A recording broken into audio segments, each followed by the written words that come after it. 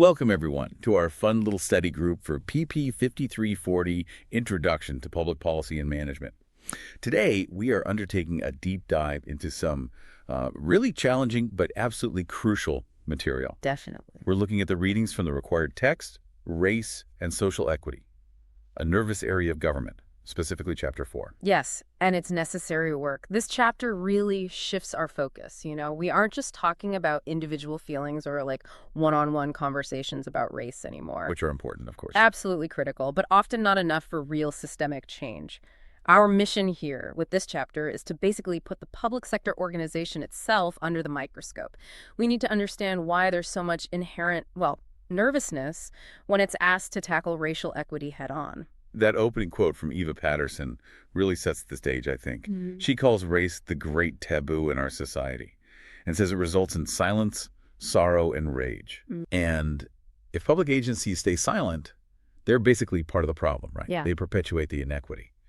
The text really pushes us to see this needed organizational transformation. The shift it talks about from a fearful caterpillar into a courageous butterfly. It frames it as a cultural thing, an imperative. And that transformation has to happen at the organizational level. It's all nested within these powerful, often invisible cultures that define what's okay, what's encouraged, and maybe most importantly, what's going to limit your career if you push too hard. Ah, okay. Organizational nervousness, fundamentally, is just the fear of messing with that established culture. Got it. So we're going to use the framework the authors lay out to tackle this. We'll structure our deep dive around 5 key areas where this nervousness really shows up and, where change has to happen. Right. That's values and goals, socialization, leadership and change, discourse, and finally, learning and performance. Let's start with culture itself. Yeah, that seems foundational. Okay, so to really get a handle on organizational nervousness, we first have to pin down what we mean by organizational culture. And the sources, thankfully, give us a few different ways to look at it. Different lenses, sort of. Exactly. You've got the more external, observable stuff like Goffman's idea or Deal and Kennedy's culture as the behaviors you see, the rituals, the language people use, or maybe the main values the organization says it holds. So if I walk into an agency, the pictures on the wall, the mission statement I read online, that's the surface level culture. That's part of it, yeah. That's the artifacts level. It's also what Ritty and Funkhauser called the rules of the game for fitting in and getting along day to day. But the definition that really explains why change is so incredibly difficult, the one with the most depth, probably comes from Schein. Ah, Schein. His definition seems to tie it all together, doesn't it? He sees culture as like the collection of successful solutions to past problems that get passed down to new members. Precisely. It becomes the shared assumptions and norms, the bedrock that tells everyone the correct way to perceive things, to think about issues, and even how to feel about their work and their environment. And that cultural bedrock, it sounds like it has enormous power, more than just the org chart or the written rules. Oh, far more. It influences employee attitudes, their behaviors, even the actual performance levels the organization is capable of achieving. If the culture basically says, we don't talk directly about race here, or analyzing policies for racial impact is risky, then the whole system subtly controls individual preferences to keep those topics sidelined. So when we talk about Schein's 3 levels, artifacts, espoused values, and underlying assumptions, the first 2 seem easier to change, maybe. Like you can update the website or rewrite the mission statement. You can, and organizations often do. That's the visible stuff. But the real sticky part, where the nervousness truly lives and breathes, is in that third, deepest layer. The underlying assumptions. Exactly. These are the things people just take for granted. They're often completely invisible to those inside the culture. And the text makes this point really strongly. If an underlying assumption is deeply held, any behavior based on a different assumption becomes, and this is the key word, inconceivable to the members. Inconceivable. Wow. That's powerful. Not just frowned upon, but literally unthinkable for someone who's part of that culture. Right. It suggests it's not just wrong, it's outside the realm of what a normal employee would even consider doing. Can you give an example? Yeah. Like a common underlying assumption in the public sector that gets in the way of racial equity work. Sure. A really common one, and it's deeply embedded, is the assumption that our policies are racially neutral because we apply them the same way to everyone. Ah, the colorblind application argument. Exactly. That belief is a huge foundation stone for many agencies. So if you come along and challenge that assumption, if you say, well, actually, the consistent application of this supposedly neutral policy is creating systematically different, worse outcomes for certain racial groups, you're not just questioning a policy. You're questioning their whole identity. You're fundamentally challenging the organization's self-concept, its belief that it's fair and objective, and that shakes the entire foundation. That's why the nervousness isn't just mild discomfort, it often manifests as really fierce resistance. Okay, framing it like that makes the resistance seem less about, individual bad actors and more about the institution trying to protect its core identity. It helps understand the source of the resistance, yes.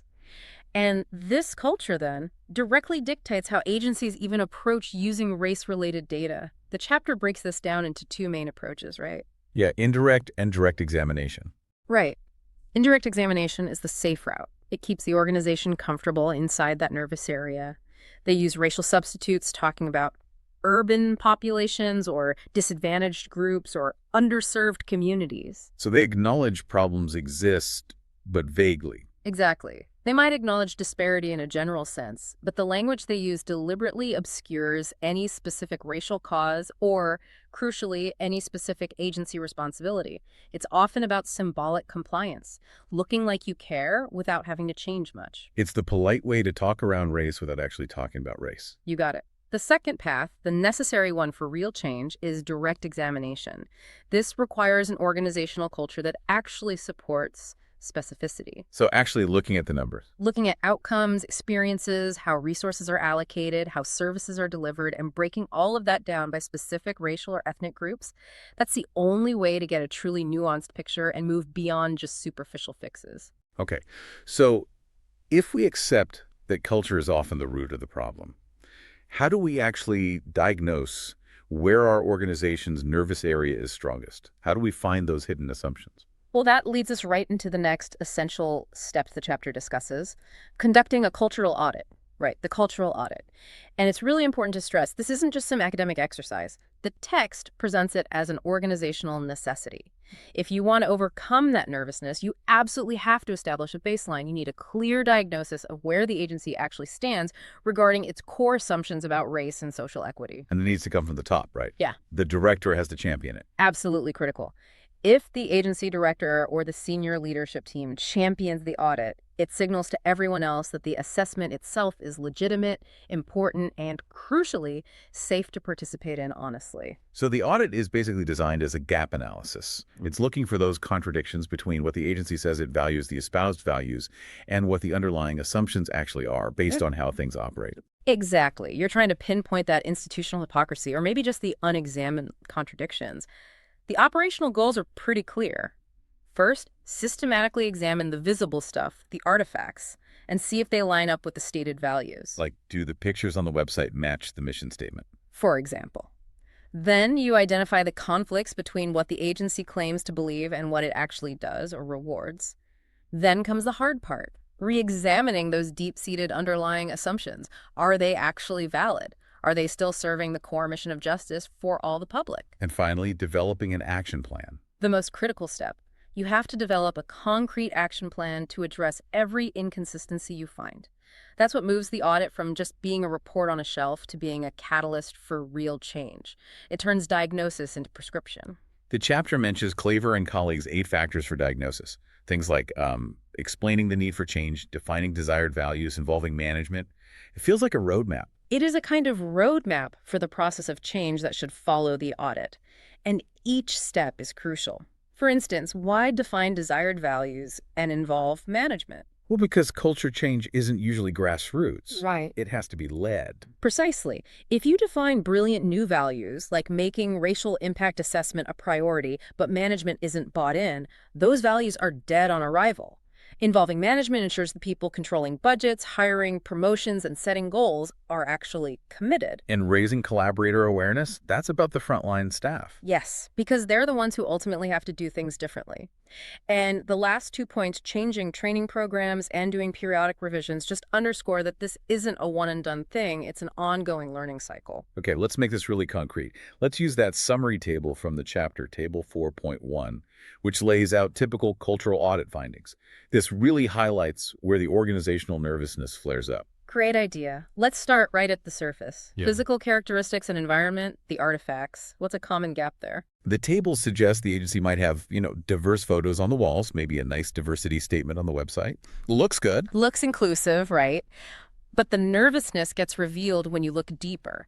The actual agency reports, the strategic plans, the internal budget documents, they might have very limited, if any, specific mention of racial equity goals, let alone measurable outcomes broken down by race. So they talk the talk. They speak the language of inclusion, but they don't actually measure or manage for inclusion. The commitment is artifact deep. Okay, moving deeper. Policies, procedures, and structures.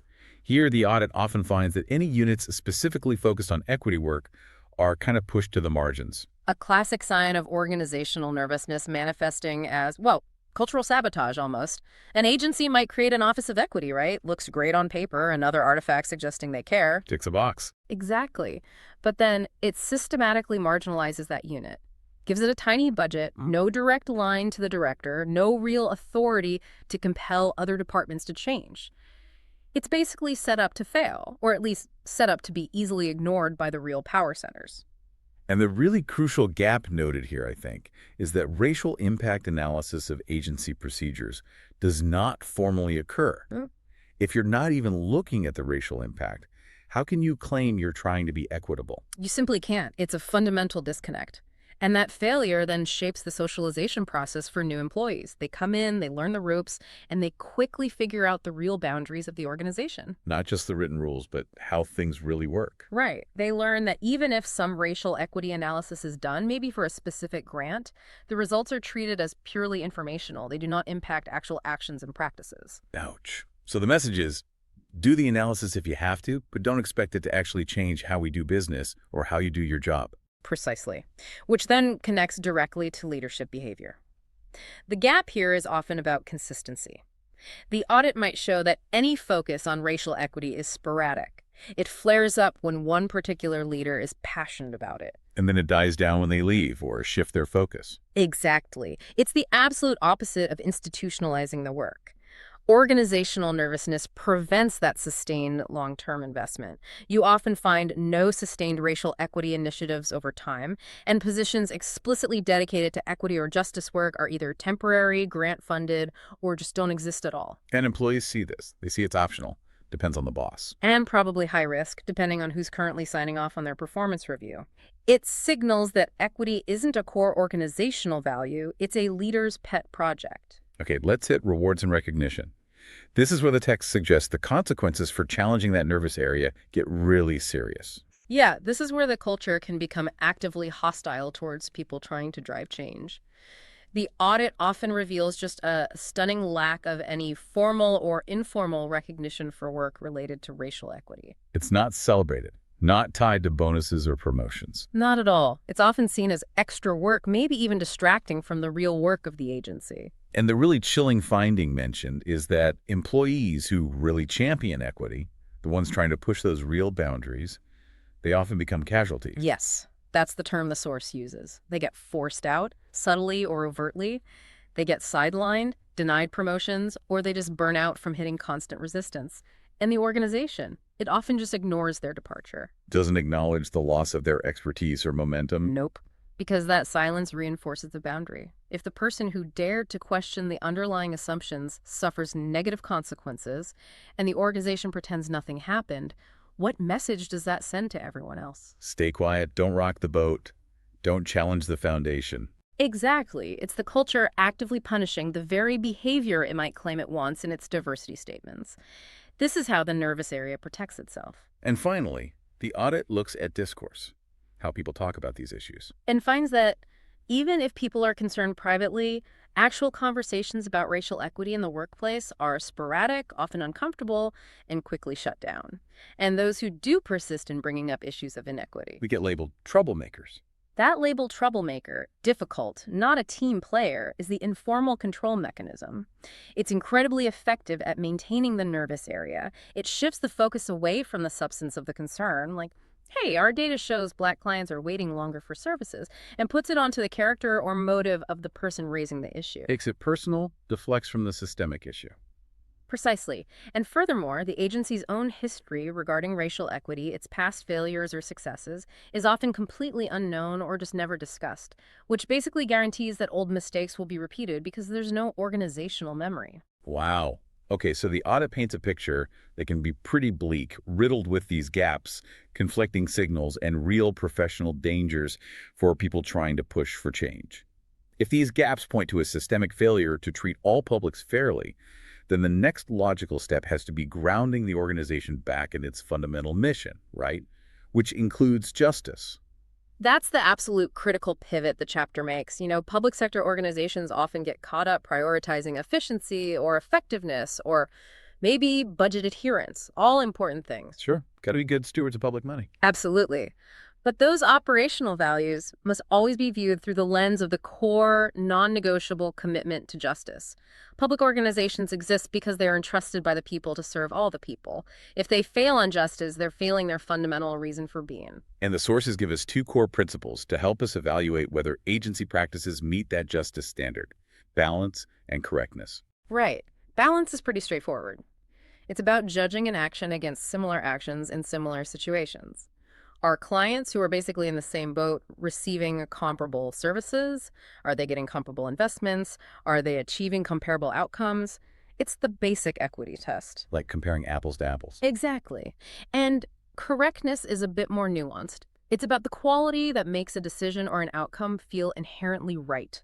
This isn't just about following the rules. It requires things like consistency over time, using accurate data, being transparent about the process, and ensuring procedural thoroughness.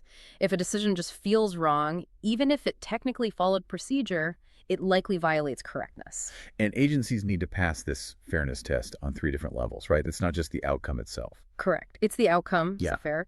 The procedure that generated the outcome was the process fair, and the entire system within which both the outcome and the procedure are embedded is the whole system designed fairly. The Workforce Investment Agency, the WIA example, is such a powerful and frankly disturbing illustration of how a whole system can violate all three of those principles at once. It really is. The WIA system, its purpose is to provide job skills training, help people find employment. It's meant to be a pathway to economic opportunity. A public good. A public good.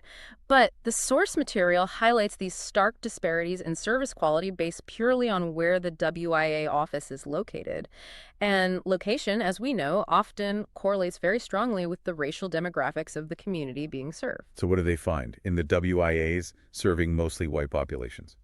There you see a higher quality of investment across the board. Staff tend to be higher performing, there are more financial resources available, stronger partnerships with local businesses for job placements, lower teacher-to-student ratios and training programs, and the training offered is actually robust and relevant to the current labor market. Okay.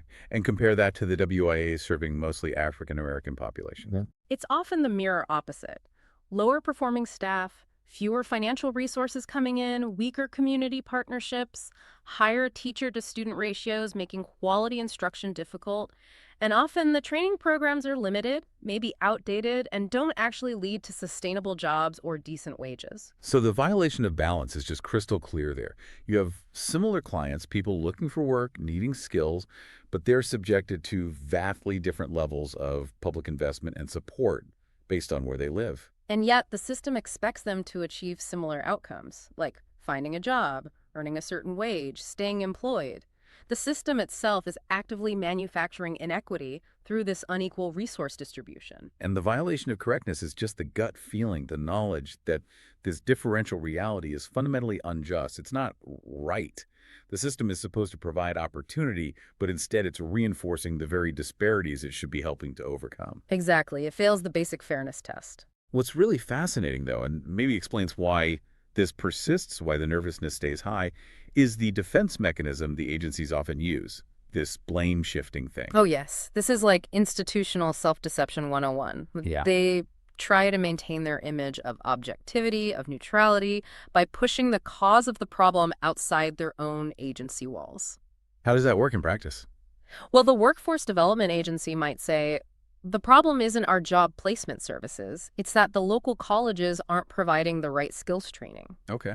Then the colleges say, well, we can only work with the students we get, and the K through 12 system isn't preparing them adequately. And K-12 blames. K-12 might blame early childhood education or lack thereof, or maybe societal factors like poverty. It becomes this endless cycle of finger pointing. It creates a protective shield, doesn't it? Yeah. The agency can say, yes, we see the disparity, it's terrible that Group X has poor outcomes, but at the same time they're saying, but it's not our fault, it's beyond our control. Precisely. It allows them to acknowledge the problem exists, which makes them look aware, while simultaneously absolving themselves of any specific responsibility to change their own internal policies or practices. The status quo remains untouched, and they avoid looking obviously callous. So how do you break through that? How do you overcome that institutional defensiveness? The chapter proposes this really critical three-step process for overcoming that organizational nervousness and self-deception.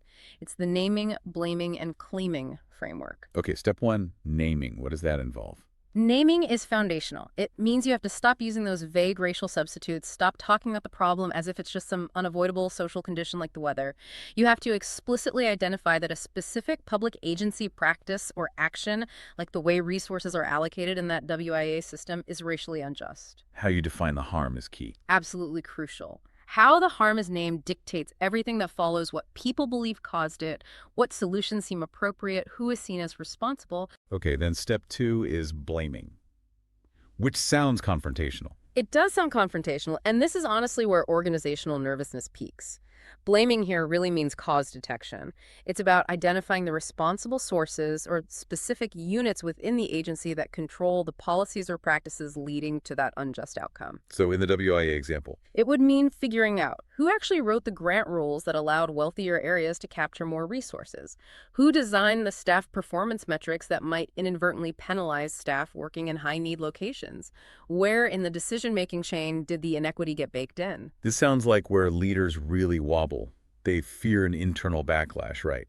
Employees hear blame and think, you're calling me a racist. That is the single biggest hurdle in the blaming phase. And leaders must proactively manage this. They have to spend significant time and effort making a crucial distinction. The focus is on system consequences, not individual motives. We're not investigating souls, we're investigating procedures. Beautifully put. That's exactly it. Leaders need to communicate clearly and repeatedly. We are looking at the actions, the policies, the unanalyzed assumptions, the resource distribution mechanisms that result in racially inequitable consequences, even if those consequences were entirely unintentional. Responsibility has to be located within the system, within the agency's own choices and structures. If they can keep the focus there on actions and results, maybe accountability is possible without completely destroying morale. That's the goal. It's delicate, but essential. If you can maintain that focus, you can proceed. Which brings us to the final step, claiming. Which is the action part. Claiming is the pivot to implementation. This is where the agency actively replaces the practices and policies identified as racially inequitable with ones that are demonstrably just and equitable. And it doesn't stop there. No, the work isn't done just because you changed a policy on paper. Claiming includes establishing mechanisms for continuous monitoring and evaluation to ensure the new approach is actually working and achieving equitable results. Claiming represents the organization's commitment not just to making a change, but to sustaining it over time. Okay, so this whole process, naming the injustice, carefully blaming the systemic causes, and then claiming responsibility through action. It all seems to depend heavily on whether people inside the organization actually feel safe enough to even start the conversation. Absolutely. Which brings us directly to the concept of organizational socialization. This isn't just the formal onboarding process. It's that constant, ongoing, often informal negotiation of the psychological contract between the agency and each employee. The unwritten rules. Exactly. It's how leaders, peers, even subordinates constantly communicate through their actions, their words, what they reward, what they ignore, how things are really done around here. And when it comes to racial equity, this psychological contract has two really important dimensions the chapter highlights: public boundaries and real boundaries. Right. Public boundaries are the easy ones. These are the generally agreed upon, often explicitly stated rules of workplace conduct. Things like, follow the procurement regulations, don't use racist language, submit your reports on time. It's the basic professional minimum. Stuff everyone agrees on, mostly. Mostly. But the real boundaries are where the culture exerts its true power. These define the actual limits, the invisible fences, beyond which an employee knows they should not go if they want to stay in good standing, if they want to keep their career on track, if they want to remain in compliance with that unwritten contract. And these real boundaries are much tighter, much more restrictive than the public ones. Almost always, especially around sensitive issues like race. The real boundaries tell you precisely which behaviors will result in disapproval. Maybe subtle disapproval, maybe overt criticism, maybe just being excluded from important meetings, but disapproval nonetheless, formal or informal. Let's try to map this using that hypothetical contract figure in the text, figure 4.2. What kinds of activities related to racial equity might fall safely inside the real boundaries? Stuff that's okay to do. Okay, so an activity safely inside might be something like attending an optional diversity training session, or maybe adding a very brief, generalized sentence about the importance of equity into a grant proposal narrative without any specific data or commitments. Something that looks good but doesn't really challenge anything. Often, yes. Or maybe strengthening ties with a community organization that serves diverse populations, but without explicitly linking that outreach back to a need to change specific internal agency policies. These actions are often seen positively, like you're going above and beyond, but crucially, they don't threaten the core operations or the underlying assumptions of the agency. Okay, now let's talk about the danger zone.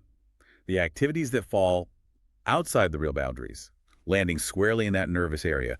What kinds of specific actions trigger that disapproval? The text gives some clear examples. Anything that directly threatens those underlying assumptions is usually high risk. For instance, systematically examining the potential racial biases of long-established agency policies and practices.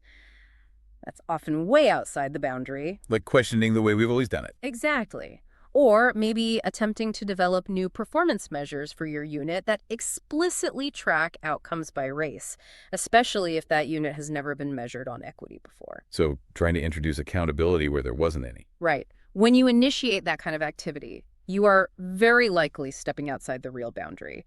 Your colleagues might start giving you the side eye, your boss might suddenly seem cooler, you might start hearing whispers that you're becoming a troublemaker. You're definitely risking becoming one of those casualties we talked about earlier. So the core organizational challenge then, as shown in figure 4.3 in the text, is literally about redrawing those invisible fences, expanding the safe zone. Precisely.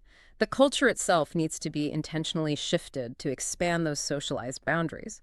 The goal is to take activities that currently reside in the nervous, high-risk area, like developing race-based performance measures or conducting mandatory racial impact assessments before launching new programs, and redefine them as permissible, acceptable, and eventually even expected and rewarded within the real boundaries. That sounds incredibly difficult, especially for someone in the middle, like a mid-level manager. If the agency director hasn't explicitly said, this is now okay, how can a manager possibly tell their team, hey, that thing we all knew was career suicide last year, we're doing it now and it's fine? That is the absolute core dilemma, isn't it? And it's exactly why the text places such enormous emphasis on leadership. This kind of cultural shift, redefining the boundaries of acceptable behavior around race, cannot be effectively driven from the bottom up or even the middle out. It must be driven, modeled, and protected from the very top. Because only leadership has the power to change the consequences. Exactly. If a mid-level manager tries to mandate an activity that's currently outside the real boundary, they're likely to face massive resistance from their own staff who fear the risk, from peers who see them as rocking the boat, and potentially even from their own supervisor who hasn't gotten the memo or doesn't agree. It's an untenable position. But if the leaders step up? But when organizational leaders, the director, the department heads, consistently model the new behavior themselves, explicitly reward others who engage in it, and clearly communicate that this is the new expectation, then they legitimize the work. That act of leadership affirmation reduces the perceived fear and risk associated with the activity. It transforms it from a dangerous, potentially career-ending act into just standard operating procedure. That gradual shift is how you shrink the nervous area and expand the real boundary of what's possible. Which brings us right back, full circle almost, to the absolutely critical role of leadership. As you said, they're the chief signalers, right? They define what the organization pays attention to. They really are the primary definers of organizational reality. Leaders articulate through words and deeds what is important, what is unimportant, and what falls into that vast zone of indifference where employees have discretion but no strong guidance. Their affirmation or their silence or their subtle moderation of efforts directly affects the perceived value of organizational justice within the agency. How specifically do they influence behavior towards equity goals? Well, in several key ways. They set expectations for performance. They clarified how employees are supposed to achieve organizational goals. And maybe most fundamentally, they set the organizational goals themselves. And if equity isn't in the goals? If racial equity outcomes aren't explicitly included in the formal organizational goals set by leadership, they simply won't be prioritized. When leaders do set clear goals that include equity, like reduce the racial disparity in service completion rates by 10% this year, it does three crucial things. It guides activity, it provides a concrete standard for performance measurement, and it instantly legitimizes the agency's functions in this new direction. It signals, this matters. But we know that trying to implement changes around racial equity isn't like rolling out a new software system. It's deep cultural change. The resistance isn't just about learning new steps, it's about confronting those ingrained, often invisible, old habits. Absolutely. And change management theory is very clear. You have to anticipate and actively manage that resistance. The text draws on Carroll and Tosi's work, identifying 4 essential prerequisites for any successful organizational change. Every single one applies powerfully to overcoming the nervousness around racial equity. Okay, prerequisite number 1. The causes of the current unsatisfactory state must be understood. Yes. This goes back to the naming step. Leaders have a critical job here.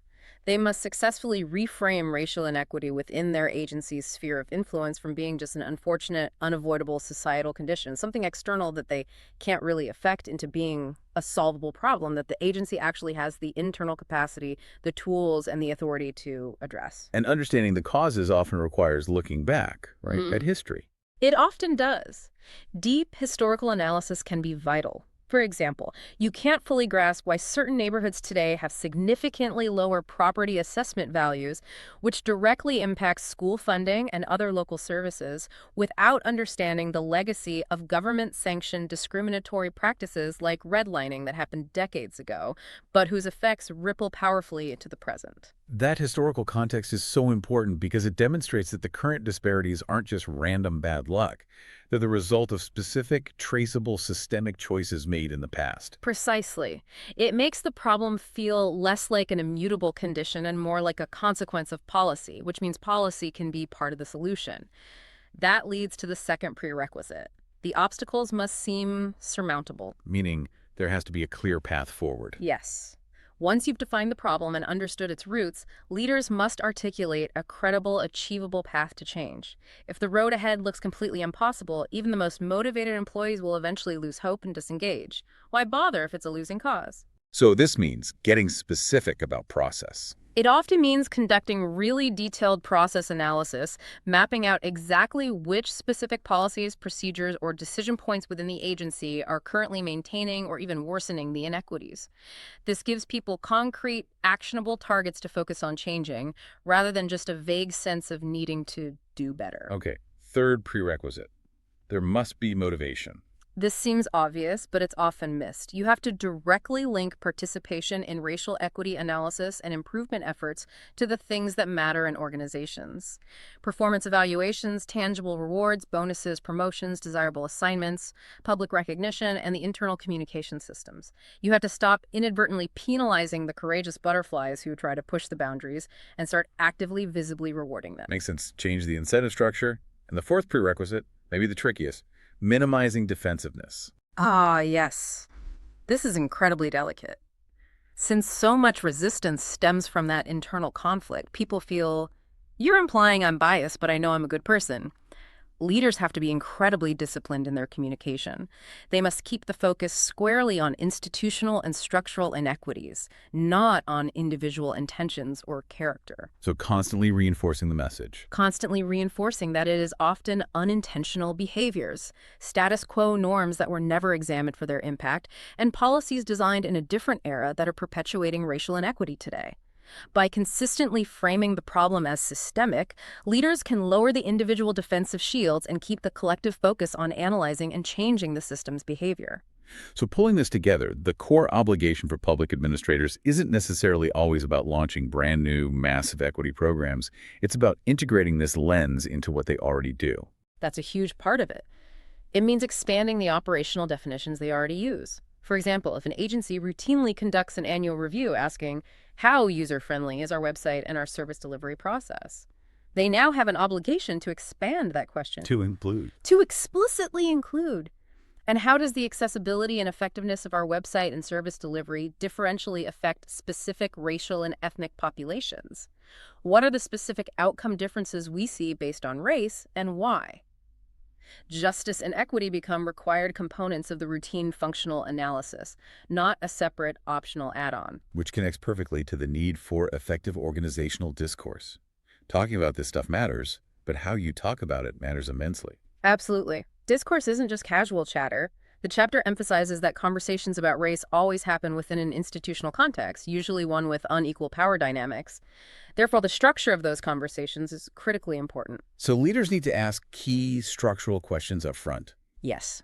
Questions like, who gets to participate in these conversations? Where and how often are they held?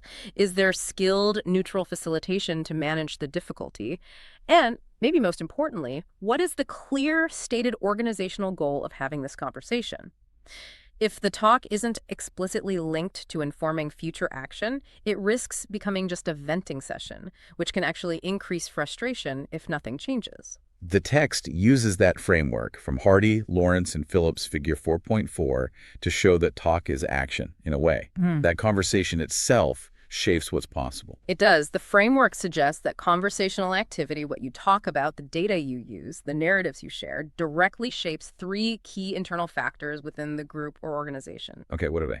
Identity, how people see themselves individually and collectively in relation to the issue. Skills, their competence and confidence in discussing complex, sensitive data and concepts.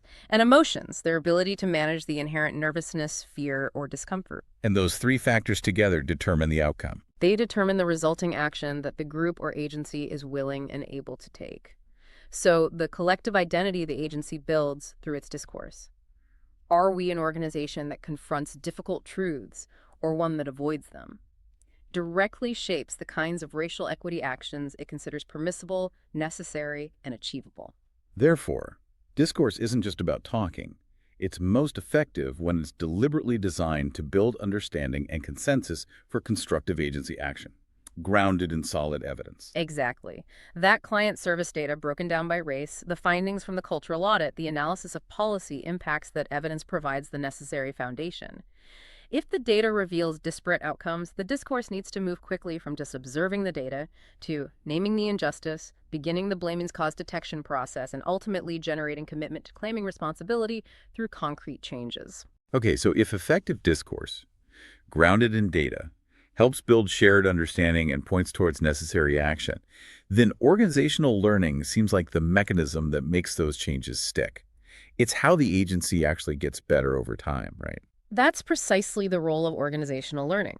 It's defined as a method for continual self-improvement, for self-correction. It involves actively scrutinizing unsatisfactory results, like identified racial disparities, and trying to make accurate inferences about cause and effect. Problems aren't swept under the rug. In a true learning organization, problems are openly acknowledged. Their causes are investigated systematically, not defensively, and crucially, procedures and policies are actually corrected based on what is learned. Where does the learning cycle begin when it comes to racial equity? It really starts when the agency, particularly its leadership, is willing to acknowledge a significant gap, a disconnect, between its current operational results and its core mission specifically, the justice for all part of that mission. That realization that we are not living up to our own values here has to be the catalyst. And that drives administrators to look closer. It should drive them to be willing to critically examine current practices, policies, and outcomes, specifically through that racial equity lens, even when it feels uncomfortable or challenges long-held beliefs. It sounds like embracing organizational learning in this area requires a sustained tolerance for, well, nervousness. What's the actual payoff for the organization to go through that discomfort? The rewards are potentially huge, though not always immediate. The primary reward is the acquisition of actionable knowledge, understanding why disparities are happening and what can be done about them. This provides a much more solid, data-driven foundation for change efforts, reducing guesswork and potentially costly missteps. And presumably builds more trust with the public over time. Ideally, yes. It also minimizes the risk of repeating past failures because the organization learns from them. But again, whether this learning actually happens and gets used depends heavily on the underlying culture, especially when we talk about knowledge management or K1. Knowledge management. In this context, that means how the organization captures, shares, and actually applies what it learns about racial equity, both its failures and its successes. Exactly. The text points out that the existing organizational culture really dictates KOM effectiveness. If the culture embodies good values relevant to learning, like sharing information openly, fostering psychological safety, building trust, then you see positive KOM behaviors. People feel safe contributing what they know. Right. They'll share data about policy failures, they'll document successful interventions, they'll collaborate on solutions. But if the culture is characterized by bad or nervous values, fear, defensiveness, blame, hoarding information for personal advantage, then you get dysfunctional KOM behaviors. Like keeping quiet about problems. Keeping quiet about problems, not sharing data that might make your unit look bad, maybe even hiding knowledge about who tried to challenge the nervous area and failed, because sharing that knowledge feels professionally risky. For KOM to be effective in advancing racial equity, the knowledge gained must not only be captured, but must be seen as useful, actively shared, and purposefully applied towards making things better. It can't just sit in a report. And the ultimate test, the real high-stakes measure of whether organizational learning is actually happening, is whether it demonstrably improves performance on equity metrics, and crucially, whether those improvements become dependably practiced over time. That is the absolute bottom line. That's the transition from just learning about equity to becoming a high-performing organization in racial equity. What does that look like in practice, a high-performing organization in this area? In these organizations, the expectation for achieving racial equity isn't just a side project. It permeates the entire culture. It's embedded in goals, in performance reviews, in resource allocation decisions. The agency holds itself accountable to genuinely high standards for equitable outcomes. They've moved past the nervousness. They've moved beyond being paralyzed by nervousness. Because the culture supports it, they can foster innovation, creativity, and calculated risk-taking in the pursuit of equity. They've successfully done what the text calls for. They have institutionalized new inferences and solutions to problems. They've learned, adapted, and integrated racial equity work firmly inside their everyday, accepted, safe, real boundaries. They've actually made that transformation from the fearful caterpillar stuck in the nervous area into that courageous and effective butterfly. #outro. So when we pull it all together, what we've really walked through today is the sheer complexity of trying to transform public service delivery to be truly equitable. It's not one thing. It's the entire organizational context. The culture, the stated versus real values, the leadership signals, the socialization processes, the nature of the discourse, the capacity for learning, all of these things intersect. Yeah, they either work together to keep that nervous area firmly in place, or they can be intentionally aligned to help dismantle it. Exactly. And achieving that alignment, making that real commitment, requires moving beyond just good intentions or symbolic gestures. It demands that direct, sometimes deeply uncomfortable examination of the agency's own practices and how they explicitly, measurably affect the diverse publics they're supposed to serve. It can definitely feel daunting, looking at all those potential gaps the cultural audit might reveal, or thinking about navigating the blaming process without causing chaos. It sounds hard. It is hard work, no doubt about it. But the source material and real-world examples are actually quite clear. This transformation is possible.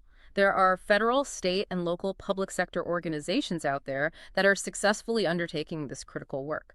They're following these kinds of structured steps, auditing their culture, naming injustice, carefully assigning systemic responsibility, claiming solutions, expanding boundaries, learning continuously to actually institutionalize equity. So it can be done.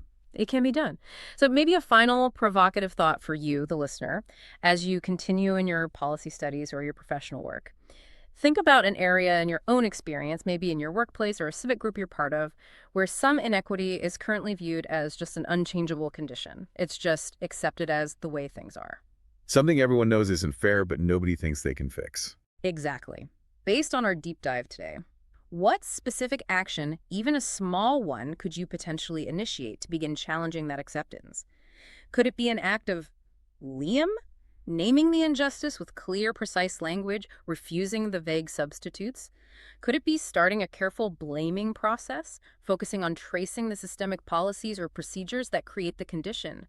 Or could it be committing to the claiming phase, proposing a specific policy replacement or a new way to monitor outcomes? Just taking one step to redefine that seemingly unchangeable condition as potentially a solvable problem. That's the challenge, redefining the possible. That's what this is ultimately about. We really encourage you to look into some of the specific case studies mentioned in the text or other resources to see these principles of organizational courage and structured change in action. Absolutely. It's challenging material, but incredibly important. Thanks so much for joining our study group for this deep dive today.